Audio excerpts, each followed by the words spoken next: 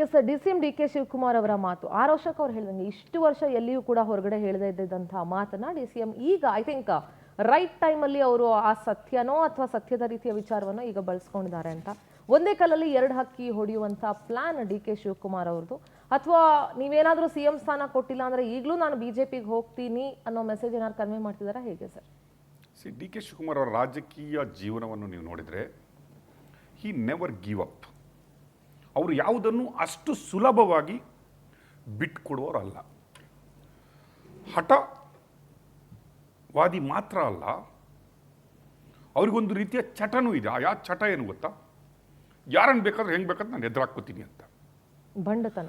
To achieve what I want I can do anything ಅಂತ ಹೇಳೋದು D K Shivakumar ಜೀವನ ಚರಿತ್ರೆಯಲ್ಲೇ ಇದೆ. It's not easy. ಎಲ್ಲರ ಹತ್ರ ಇದಿರಲ್ಲ. ರಾಜಕಾರಣಿಯಲ್ಲೂ ಬಂಡನ್ ಥರ ನಿಂತ್ಕೊಬೇಕಾದ್ರೆ ದಟ್ ಈಸ್ ನಾಟ್ ಈಸಿ. ರಾಜಕಾರಣ ಅಂದರೆ ಅಷ್ಟು ಈಸಿಯಾಗಲ್ಲ ಅದು. ಡಿ ಕೆ ಶಿವಕುಮಾರ್ ಬಂದ ರಾಜಕಾರಣವೂ ಅಷ್ಟು ಈಸಿಯಾಗಿಲ್ಲ. ಎಷ್ಟೋ ಜನ ಬೆಳೆಸಿರ್ಬೋದು, ಎಷ್ಟೋ ಜನರನ್ನು ತುಳಿದಿರ್ಬೋದು. ಡಿ ಕೆ ಶಿವಕುಮಾರ್ ಆ ಸ್ಥಾನಕ್ಕೆ, ಡಿ ಸಿ ಎಂ ಸ್ಥಾನಕ್ಕೆ ಇವತ್ತು ಬಂದು ಕೂತ್ಕೊಬೇಕಾದ್ರೆ ರಾಜಕೀಯ ಚದುರಂಗನೇ ಅದೇ. ಅದು ಸಿದ್ದರಾಮಯ್ಯ ಆಗಲಿ ಯಾರಾಗಲಿ, ಕೆಲವರನ್ನು ಬೆಳೆಸಬೇಕು, ಕೆಲವರನ್ನು ತುಳಿಬೇಕು. ಆಗಲೂ ರಾಜಕೀಯದಲ್ಲಿ ಆ ಕುರ್ಚಿಗೆ ಬಂದು ಕೂತ್ಕೊಳ್ಳಿಕ್ಕಾಗೋದು. ನಂಬರ್ 1. ನಂಬರ್ 2, ಅವರು ಒಂದು ಹೇಳ್ತಾರೆ, ಪ್ರಾರ್ಥನೆ ಮತ್ತು ಪ್ರಯತ್ನ ನಾನು ಎರಡನ್ನು ಬಿಡಲ್ಲ ಅಂತ ಅವ್ರು ಹೇಳ್ತಾ ಇದ್ದೆ ಅಂತ ನಾನು ಹೇಳ್ತಾ ಇದ್ದೀನಿ. ನಾನು ಪ್ರಯತ್ನ ನಿಲ್ಲಿಸಿದ್ದೆ ಅಂತ ಹೇಳ್ಬೋದು, ಅವ್ರು ನಿಲ್ಲಿಸಿಲ್ಲ ಅಂತ ಹೇಳೋದಕ್ಕೆ ಇದು ಸಾಕ್ಷಿ. ನಾವು ನವೆಂಬರ್ ಕ್ರಾಂತಿಯ ನವೆಂಬರ್ ಹತ್ತಿರ ಬರ್ತಾನೆ ಈಗ ಉರುಳಿಸಿದ ದಾಳ ಇದೆ ಅಲ್ವಾ, ನಾವು ಹೇಳ್ತಾರೆ ಒಂದು ಕಲ್ಲಲ್ಲಿ ಎರಡು ಹಕ್ಕಿ ನೋಡಿದ್ರಂತ. No, it's a emotional card. ಇವತ್ತು ಅವರು ಇಮೋಷನಲ್ ಸೆನ್ಸೇಷನಲ್ ಕಾರ್ಡನ್ನು ಬಿಟ್ಬಿಟ್ಟಿದ್ದಾರೆ. ಇದು ಯಾರಿಗೆ ಟಚ್ ಆಗಬೇಕು? ಇದು ರಾಹುಲ್ ಗಾಂಧಿಗೆ ಟಚ್ ಆಗಲಿಕ್ಕೆ ಬಿಟ್ಟಿದ್ದಲ್ಲ. Rahul Gandhi normally things as a emotionless person ಅಂತ ನಾವು ಹೇಳ್ತೀವಿ. ರಾಹುಲ್ ಗಾಂಧಿಯ ಕ್ಯಾರೆಕ್ಟರ್ ಅನ್ನು ನೀವು ನೋಡ್ತಾ ಹೋದ್ರೆ ಇಮೋಷನ್ಲೆಸ್ ಪರ್ಸನ್ ಅಂತ ಹೇಳ್ಬೋದು ನಾವು. ಬಟ್ ಇಮೋಷನಲ್ ಕಾರ್ಡ್ ಎಲ್ಲಿಗೆ ಬಿಟ್ಟಿದ್ದಾರಂದ್ರೆ, ಮೊದಲ ಹೈಕಮಾಂಡ್ ಇದ್ದೆ ಅಲ್ವಾ, ಸೋನಿಯಾ ಗಾಂಧಿ ಮತ್ತೆ ಪ್ರಿಯಾಂಕಾ ಗಾಂಧಿಯ ಹತ್ರ ಇವರು ಅದನ್ನು ಸ್ವಲ್ಪ ಜಾರಿಸ್ಬಿಟ್ಟಿದ್ದಾರೆ. ಈಗ ಹತ್ರ ಬರ್ತಾ ಇದೆ, ಪೂಜೆಗಳು ಆಗ್ತಾ ಇದ್ದಾವೆ, ಪ್ರಸಾದಗಳು ಬೀಳ್ತಾ ಇದ್ದಾವೆ. ಒಂದು ಕಡೆ ಇನ್ನೊಂದು ಬಣ ಅಂತೂ ನಾವು ರೀಶಫಲ್ ಮಾಡ್ತೀವಿ, ಪುನರ್ರಚನೆ ಮಾಡ್ತೀವಿ ಅಂತ ಕೂತ್ಕೊಂಡ್ಬಿಟ್ಟಿದ್ದಾರೆ. ಈಗ ನಾನು ಮಾಡಬೇಕಾಗಿರೋದು ಏನಂದರೆ ಮೆಸೇಜ್ ಪಾಸ್ ಮಾಡಬೇಕಾಗಿರೋದು. ಅವರು ಜೈಲಿಂದ ಹೊರಗಡೆ ಬಂದಾಗಲೂ ನಿಮಗೆ ಗೊತ್ತಿದೆ, ದೇವನಹಳ್ಳಿ ಟು ಸದಾಶಿವನಗರ ಯಾವ ರೀತಿಯ ಮೆರವಣಿಗೆ ಆಗಿತ್ತು ಅಂತ ಗೊತ್ತಿದೆ. ಅವರು ಹೋದ ರೀತಿನೂ ಗೊತ್ತಿದೆ, ಬಂದ ರೀತಿನೂ ಗೊತ್ತಿತ್ತು. ಆದರೆ ಜೈಲಿನ ಒಳಗಡೆ ಆದ ಎಕ್ಸ್ಪೀರಿಯನ್ಸ್ಗಳನ್ನು ಡಿ ಕೆ ಅವರು ಕಣ್ಣೀರಾಗ್ತಾ ಹೇಳ್ತಾರೆ. ನನಗೆ ಕೂತ್ಕೊಳ್ಳಿಕ್ಕೆ ಅಲ್ಲೊಂದು ಚೇರ್ ಕೊಟ್ಟಿರಲಿಲ್ಲ, ನನ್ನ ಹತ್ರ ಟಾಯ್ಲೆಟ್ ತೊಳಿಸಿದ್ರು, ನಾನು ಕಣ್ಣೀರಾಗ್ತಾ ಇದ್ದೆ. ಆವಾಗ ಅಲ್ಲಿ ಸೋನಿಯಾ ಗಾಂಧಿಯವರು ಮತ್ತು ಅಹಮದ್ ಪಟೇಲ್ ಅವರೆಲ್ಲ ಬಂದರು, ನನ್ನನ್ನು ಮಾತಾಡಿಸ್ಲಿಕ್ಕೆ ಬಂದರು. ನನ್ನ ತಾಯಿ ಸೋನಿಯಾ ಗಾಂಧಿಯವರು ಅಲ್ಲಿ ಬಂದರು. ನೋಡಿ, ಅವರು ಇವತ್ತು ಮಾತಾಡುವಾಗ ರಾಜೀವ್ ಗಾಂಧಿಯವರ ಹೆಸರನ್ನು ತೇಲಿಬಿಡ್ತಾರೆ. ನಾನು ಅಲ್ಲಿಂದ ಬಂದಿದ್ದೀನಿ, ನಾನು ನನ್ನ ತಮ್ಮ ಕೂತ್ಕೊಂಡು ಮಾತಾಡಿದ್ವಿ. ಆ ಪಕ್ಷ ನಿಷ್ಠೆ ನನಗೆ ಬಿಡ್ಲಿಕ್ಕೆ ಆಗಿಲ್ಲ. ಇಲ್ಲಾಂದರೆ ನಾನಿವತ್ತು ಡಿ ಸಿ ಎಂ ಆಗಿ ಸಿ ಎಂ ಆಗಿಬಿಡ್ತಾ ಇದ್ದೆ.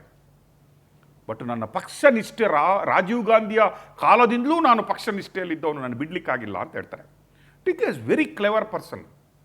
ಅದು ಒಳಗಡೆ ಏನೇ ಇರಲಿ, ಅವ್ರು ಹೇಗೆ ತೋರಿಸ್ಕೊಳ್ಬೇಕು ಅದನ್ನು ಅಲ್ಲೇ ತೋರಿಸ್ಕೊತಾ ಇದ್ದಾರೆ. ಈಗ what incident is talking about ಅಂತ ಅಲ್ಲಿ ಒಂದು ಇನ್ಸಿಡೆಂಟ್ ಮಾತಾಡ್ತಾರೆ ಅವರು. ನನಗೊಂದು ಫೋನ್ ಕಾಲ್ ಬಂತು, ನನಗೂ ಯಾರ್ದೋ ಫೋನಿಂದ ಮಾತಾಡಿದ್ರು. ಮಾತಾಡುವಾಗ 2 ಆಪ್ಷನ್ ಕೊಟ್ಟರು. ಜನ ಕರ್ಕೊಂಬಂದು ಡಿ ಸಿ ಎಂ ಹಾಕ್ಬಿಡ್ತೀಯಾ, ನೀನು ಬಂದ್ಬಿಡು, ಅಲ್ಲಿ 5 ಜನ ಬಂದಿದ್ದಾರೆ, ಅವರನ್ನು ಹಿಂದೆ ಕರ್ಕೊಂಡು ಹೋಗಿದ್ಯಾ, ಅವರನ್ನು ರಿಲೀಸ್ ಮಾಡಿಬಿಡು, ಇಲ್ಲ TR ಜೈಲ್ ಬಾಗಿಲು ಓಪನ್ ಮಾಡಿಟ್ಟಿದ್ವಿ, ಬಂದ್ಬಿಡು. 2 ಆಪ್ಷನ್. ನಿಂಗೆ 2 ಕಡೆ ವೆಲ್ಕಮ್ ಇದೆ. ಒಂದು TR ಜೈಲ್, ಇಲ್ಲ ಅಂದರೆ BJPಯ ಹೆಡ್ ಕ್ವಾರ್ಟರ್ಸ್, ಕರ್ನಾಟಕದ ವಿಧಾನಸಭೆಯ DCM ಪೋಸ್ಟ್. ನಾನು ನನ್ನ ತಮ್ಮ ಕೂತ್ಕೊಂಡು ಮಾತಾಡಿದ್ವಿ, ವಿ ರಿಜೆಕ್ಟ್ ದ ಆಫರ್. ನಾನು TR ಜೈಲಿಗೆ ಹೋಗ್ಲಿಕ್ಕೆ ಇಷ್ಟಪಡ್ತೀನಿ ವಿನಃ ಬಿಜೆಪಿಯ ಅಂಗಳಕ್ಕಲ್ಲ, ಬಿಜೆಪಿಯ ಸರ್ಕಾರದ DCM ಸ್ಥಾನ ನನಗೆ ಅಗತ್ಯ ಇಲ್ಲ ಅನ್ನುವ ರೀತಿಯಲ್ಲಿ ನಾನು ಡಿಸಿಷನ್ ತಗೋತೀನಿ ಅಂತ. ನಮಗೆ ಬಂದ ಮಾಹಿತಿ ಪ್ರಕಾರ ನಾನು ಹೇಳ್ತೀನಿ ನಿಮಗೆ, ಇದನ್ನು ಬ್ರೇಕಿಂಗ್ ನ್ಯೂಸ್ ಆಗಿ ಇನ್ನೊಂದು ದಿನಕ್ಕೆ ಇಟ್ಕೊಳ್ಳಬೇಕಾದ್ರೆ ಇದೊಂದು ದಿನ ಡಿ ಕೆ ಏನಾದರೂ ರಿವೀಲ್ ಮಾಡಿದ್ರೆ ಸರಿ ಇರಬಹುದು. What incident is talking about, it is a May 18th, 2018. May 18th, 2018ಗೆ ಡಿ ಕೆ ಅವರಿಗೆ ಒಂದು ಕಾಲ್ ಬರುತ್ತೆ. ಬೆಂಗಳೂರಿಂದ ಒಬ್ಬರು ಫೋನ್ ಇಟ್ಕೊಂಡು ಹೈದರಾಬಾದ್ಗೆ ಹೋಗ್ತಾರೆ. ಡಿ ಕೆ ಅಲ್ಲಿ ತಾಜ್ ಕೃಷ್ಣ ಹೋಟ್ಲಲ್ಲಿ ಸ್ಟೇ ಮಾಡಿರ್ತಾರೆ. ಆ ಫೋನ್ಗೆ ಒಂದು ಫೋನ್ ಕಾಲ್ ಬರುತ್ತೆ. ಡಿ ಕೆಗೆ ಕೊಡ್ತಾರೆ, ಯಾರೋ ದೊಡ್ಡವರು ಮಾತಾಡಬೇಕು ಅಂತ. ಬಿ ಜೆ ಪಿಯ ಬಹಳ ದೊಡ್ಡ ಧುರೀಣರೊಬ್ಬರು ಅವರಿಗೆ ಮಾತಾಡ್ತಾರೆ, ಈ ಆಫರನ್ನು ಕೊಡ್ತಾರೆ, ನೀವು ಬಂದ್ಬಿಡ್ತೀರಾ ಇಲ್ಲ ಜೈಲಿಗೆ ಹೋಗ್ತಾರಾ ಅನ್ನೋ ಆಫರನ್ನು ಕೊಡ್ತಾರೆ ಅಂತ. ಇದೇ ಮಾತನ್ನು ಡಿ ಕೆ ಅವರು TR ಜೈಲಿನಲ್ಲಿ ಸೋನಿಯಾ ಗಾಂಧಿಗೆ ಹೇಳ್ತಾರೆ. ಅಮ್ಮ ನಿಮ್ಮ ಹೆಸರು ಹೇಳಿ, ನಿಮ್ಮ ಹೆಸರು ಹೇಳಿ ಅಂತ ನಂಗೆ ಹೊಡೆದ್ರು, ನಿಮ್ಮ ಹೆಸರು ಹೇಳ್ಬಿಡು ನನ್ನನ್ನು ಬಿಟ್ಬಿಡ್ತೀನಿ ಅಂತ ಹೇಳಿದ್ರು. ಇಷ್ಟೂ ದುಡ್ಡು ದೆಹಲಿಯಲ್ಲಿ ಸಿಕ್ಕಿದೆ ಅಲ್ವಾ, ಅದು ಕಾಂಗ್ರೆಸ್ ಹೈಕಮಾಂಡ್ಗೆ ಕೊಡ್ಲಿಕ್ಕಂತ ತಂದಿಟ್ಟಿದ್ದು ಅಂತ ಹೇಳ್ಬಿಡು, ನನ್ನನ್ನು ಈ ರೀತಿ ಮಾಡಿದ್ರು ಅಂತ ಹೇಳಿದಾಗ ಸೋನಿಯಾ ಗಾಂಧಿ ಅವರು ನಿನ್ನ ಮಗನ ಸಮಾನ, ನಿನ್ನನ್ನು ನಾನು ಒಂದಿನ CM ಮಾಡ್ತೀನಿ ಅಂತ ಮಾತು ಕೊಡ್ತಾರೆ.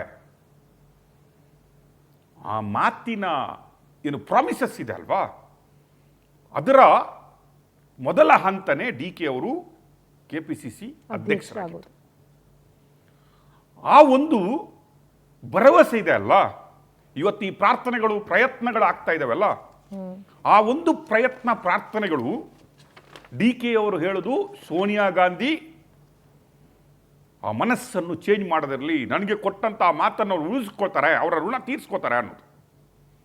ಆದರೆ ಇನ್ನೊಂದು ಕಡೆ ಹರಿದಾಡ್ತಾ ಇರೋ ಮಾತೇನಂದ್ರೆ, ರಾಹುಲ್ ಗಾಂಧಿ ಅವರು ಇದಾರಲ್ಲ, ವೆರಿ ಸ್ಟ್ರೈಟ್ ಫಾರ್ವರ್ಡ್, ಇಮೋಷನಲ್ಲೆಸ್, ಭ್ರಷ್ಟಾಚಾರ ನಿರತ, ಯಾವುದು ಗೌರ್ಮೆಂಟ್ಗಳನ್ನು ಹೇಟ್ ಮಾಡಿದವರು, BJPಯನ್ನು ಭ್ರಷ್ಟ ಅಂತ ಹೇಳ್ಕೊಂಡು ತಿರುಗ್ತಾ ಇರುವವರು, ಅವರು ಡಿ ಕೆ ಅವರಿಗೆಲ್ಲೋ ಈ ED ಕೇಸ್ಗಳು, IT ಕೇಸ್ಗಳು ಅಥವಾ ಡಿ ಕೆ ಅವರ ವ್ಯಾವಹಾರಿಕ ಏನು ವ್ಯವಹಾರಗಳಿದೆ ಅಲ್ವಾ, ಅದು ಹೊರಗಡೆ ನೋಡಿದರೆ ಅದು ಅಷ್ಟು ರೀತಿಯ ಕ್ಲೀನ್ ಇಮೇಜ್ ಡಿ ಕೆ ಅವರಿಗೆ ಇಲ್ಲ ಅನ್ನೋದನ್ನು ಮನಗಂಡು ಎಲ್ಲೋ ಅವರು ಸಿದ್ದರಾಮಯ್ಯನವರಿಗೆ ಭ್ರಷ್ಟಾಚಾರ ಕ್ಲೀನ್ ಚೀಟ್ ಇರೋದ್ರಿಂದ ಈಗ ಸಿದ್ದರಾಮಯ್ಯನವರಿಗೆ ಅದನ್ನು ಒಂದು ರೀತಿಯಲ್ಲಿ ಸಿದ್ದರಾಮಯ್ಯನವರಿಗೆ ಅಡ್ವಾಂಟೇಜ್ ಏನಾಗಿದೆ ಅಂದರೆ ED ಮತ್ತೆ CBI ಪುನಃ ಅವರಿಗೆ ಇಲ್ಲ ಅನ್ನುವ ರೀತಿಯಲ್ಲಿ ಕೋರ್ಟ್ಗಳು ಬಂದಿದ್ದರಿಂದ ಈಗ ಕ್ಲೀನ್ ಏನು ರಾಜಕೀಯ ಹಿಸ್ಟ್ರಿ ಇರುವಂಥ ಸಿದ್ದರಾಮಯ್ಯನವರನ್ನೇ ಬೆಂಬಲಿಸಬಹುದು.